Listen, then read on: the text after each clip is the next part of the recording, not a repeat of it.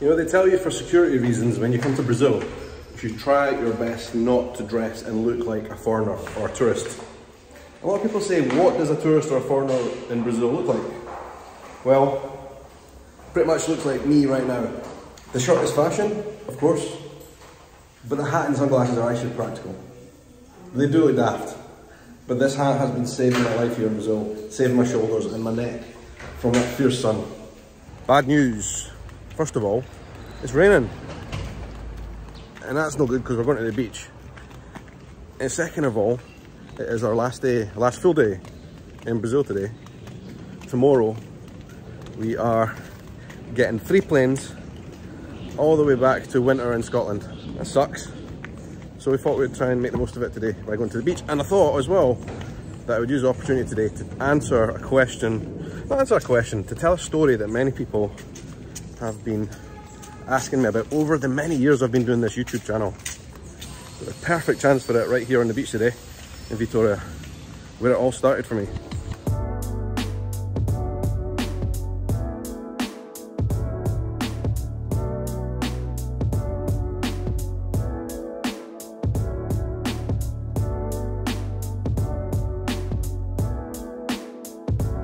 Right, we are on Camburi Beach. This place is so important to me and I'll tell you why in a little minute.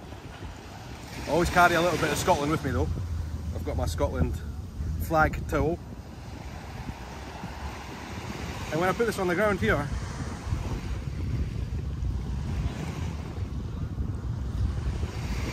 properly,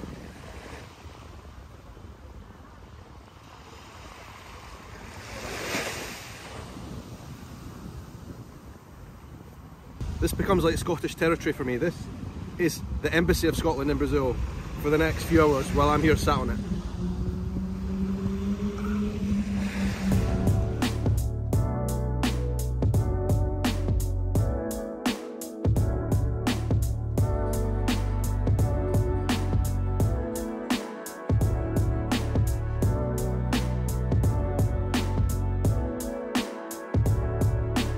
Guys, there is a really tasty lightning storm brewing right now in front of us in the ocean. I was pointing the camera that way for minutes and didn't see any lightning, and as soon as I turned it off, there was a bolt of lightning.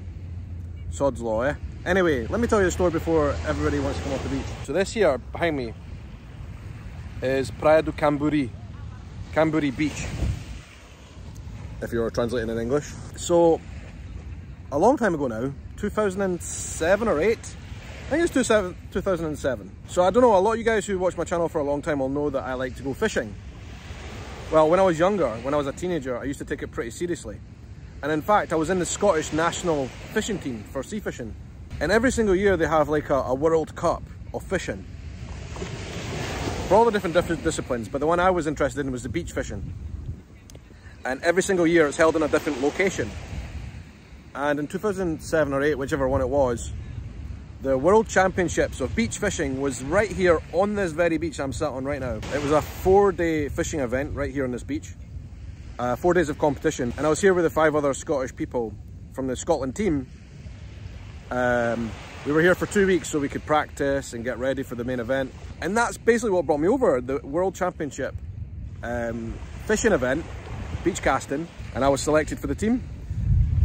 Oh my God, did you hear that? And we all brought ourselves out here for 2 weeks. Like I said, I was like 18 at the time. And I'd always been fascinated by Brazil. I'd studied it in school. And I took this opportunity to come out here for the fishing event. That was the reason that I came here for the first time. And during those 2 weeks here on this very beach, it was actually at the other end of the beach over there where those buildings are. That's where the hotel that we stayed at was, right there. The hotel's still there, but it's no longer a hotel, it's like abandoned. This is a great shame. Anyway, during this 2 weeks in the fishing event, we were rubbish, by the way. Team Scotland, we were stone cold last. But that's not the point. I had such a great time here in Brazil. I loved it. I loved the people, I loved the food, I loved the culture, I loved the music, I loved the beach, I loved the weather. And I was out here on the beach most days, walking up and down, getting to speak to people. And just so happens I got to meet some really cool people while I was here. Some people that were my age, some guys and girls, And one night they said to me, why don't you come out with us and we'll show you around town and we'll take you out to a few parties. And I said, yeah, no worries, let's do it. I was a bit afraid in a foreign country for the first time, and the guys in the Scotland team were a bit apprehensive as well. They thought I was going to get kidnapped. But you know what? I had one of the most amazing nights ever with those guys that I met. They took me all around the town here. We went to a number of bars, we got to meet a lot of different people, and it was just great fun. I got back to the hotel at 6 in the morning, exhausted, but I had such a great night, and I'd made loads of new friends here in Vitoria. And then I went home. We went home after the fishing event, and I was very sad because I had such a great time. But I kept in touch with those guys who took me out that night. Kept in touch with them online, on the internet, we were speaking. And then one night, one of them said to me, why don't you come back here, Sean, and spend some proper time here, stay for a few months. And so I literally up sticks, flew back out here to Vitoria, literally a few months later, and stayed here for 6 months. And those friends who I'd met and took me out that first night, they gave me a place to stay, they looked after me, they introduced me to all their family and friends, and basically had a great time. In those days, all those guys that I met were all students, they're all about the same age as me, so they never had any kind of major commitments. They were just studying and having a good time. So, you know, basically, I was with a bunch of students and we were partying more or less 7 days a week. And it was such an amazing 6 months, one of the best 6 months of my life. I had such a good life-fulfilling travel experience, getting to know Brazil and the Brazilian people. I didn't speak any Portuguese at that time. And I also did not meet my wife at that point. But that is the short story, the short version of why I came here to Brazil in the first place and why I found it and fell in love with it. I came to this beach for a fishing event, then the World Championship beach casting event. We lost, but I won because I met a lot of really cool people who decided to take me under their wing and show me their country. And I fell in love with it. That's a short story of why I came out here.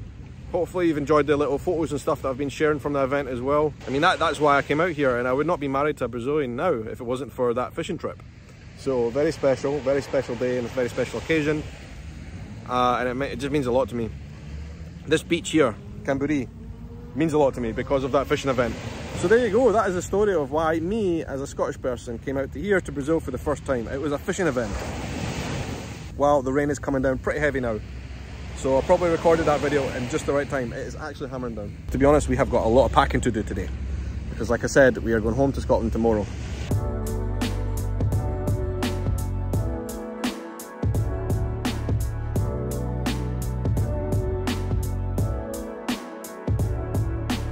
We are off to eat caranguejo, which is the Portuguese word for crab. Here in Brazil, eating crabs is like a religion. And I'm not even joking. Especially on the coastal parts, like here in Espírito Santo, eating crabs is such a fundamental part of their culinary culture. And they're amazing. I've not had them for such a long time. I've not had them on this trip. So I'm really excited with the fact that we're going to one of our favourite places to eat crabs.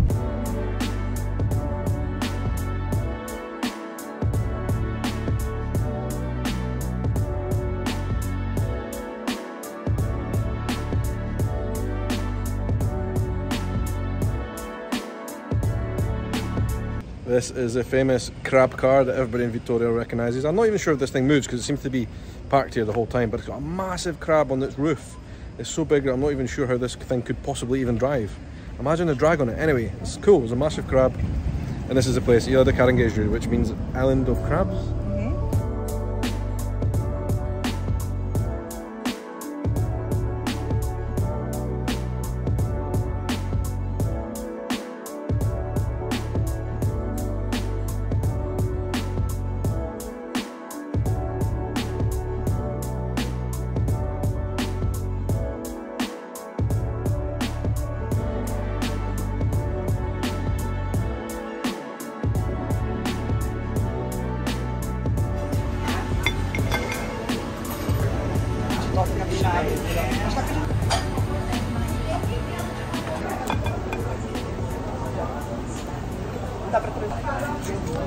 I mean, on paper and in the photos, it doesn't look good, but it tastes delicious.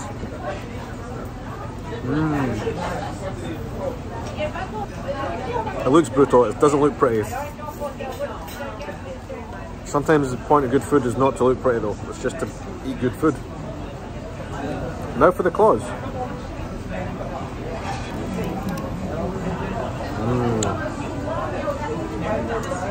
Good chunk of meat in that one.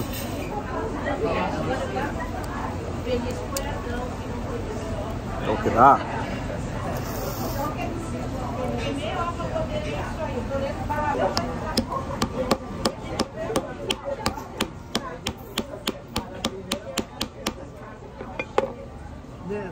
This is what they call the crab graveyard. Look at that.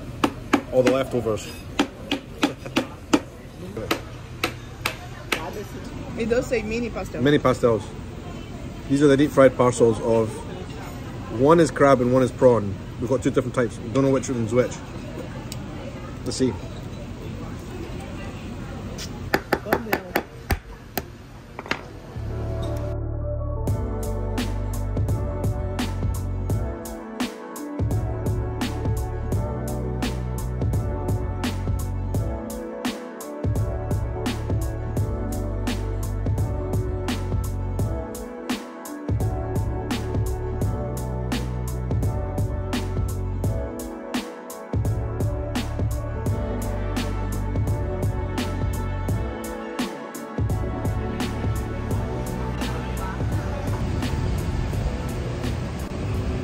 Wow, that was good. Mr. Caranguejo, as always, came up with the goods. This place and this country's food, this state here in Brazil's food, it's just all very, very, very good. I'm so satisfied, and I'm so sad that we're going home tomorrow. It appears that it's been raining since we were in there, and so now it is like a sauna out here, such as the case in tropical countries. But I'm going to need to lie down after eating that. I'm just so full. Yeah, a lot, as we usually do when we're in these places in Brazil, because we're not here all the time and we need to take advantage of it. So good. This place might not be on the tourist trail, Espírito Santo state especially in Brazil, but it should be. If you like good food, if you're a foodie, try and come here one day. You won't regret it. Hopefully my videos over the last few weeks have shown the diversity and all the different types of amazing food you can have here, from street food to proper restaurants, and people that we know that cook great as well.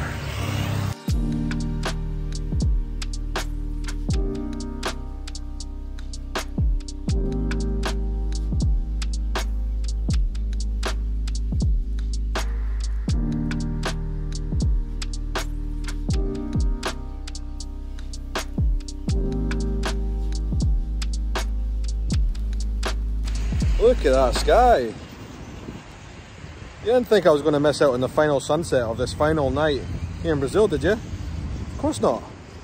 It's gorgeous. Look at it. Palms, waves gently lapping up the beach. There's nothing bad about this place.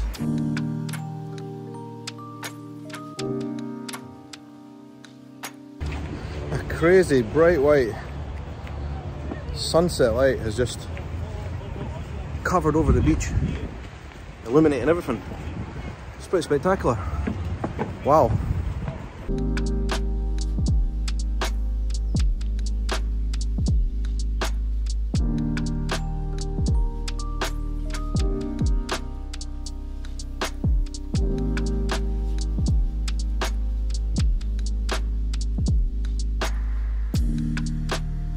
Yeah, sunsets are pretty nice anyway, but I wouldn't really call this a sunset light. It's just like a light at the end of the day, and it's like bright white, and it's absolutely illuminated everyone and everything on the beach in this crazy contrast. That way everything appears dark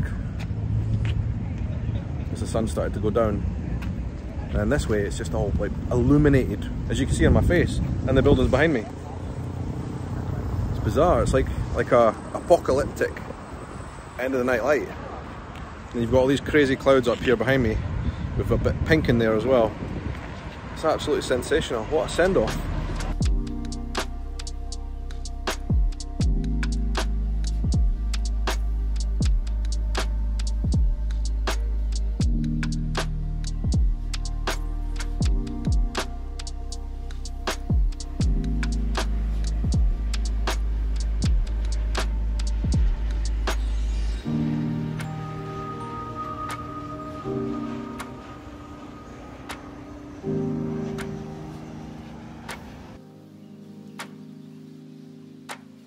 My God.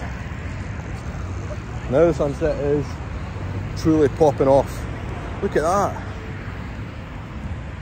I don't think my phone catches it very well, but it's like fire in the sky behind me. I'm trying to get to the end of the airport runway, which is just in front of me somewhere. See if I can get some plane shots landing, because they come right over the beach here, just there in front of me, over the main road, and then land on the runway, which is just over there. Can maybe get right underneath it. That'll be pretty cool. I love planes and I love airports. I can see a plane coming into land right there, that light there.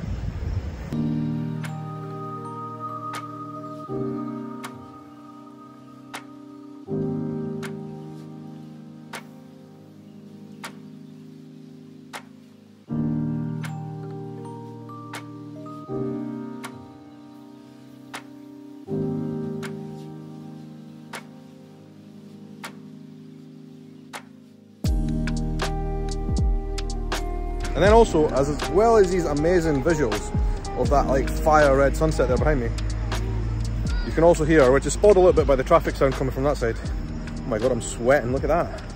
The traffic sound from that side is dulling it down a little bit, but on this side on the beach, you can hear the sounds of nature. The sounds of the cicadas. They're going berserk. And like I told you a few weeks ago, I love that sound. I could sit and listen to it all night.